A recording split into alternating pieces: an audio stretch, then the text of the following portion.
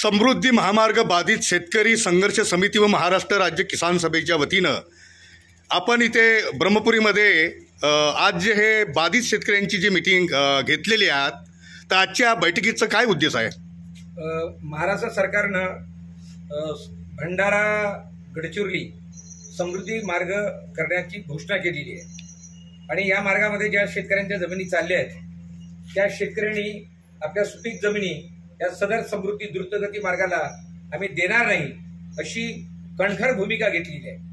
7 तारखेला ज्या शेतकऱ्यांच्या जमिनीची मोजणी झाली नाही अशा शेतकऱ्यांची सुनावणी उपविभागीय आणि भूसंपादन अधिकारी ब्रह्मपुरी यांनी 7 तारखेला ठेवली आहे,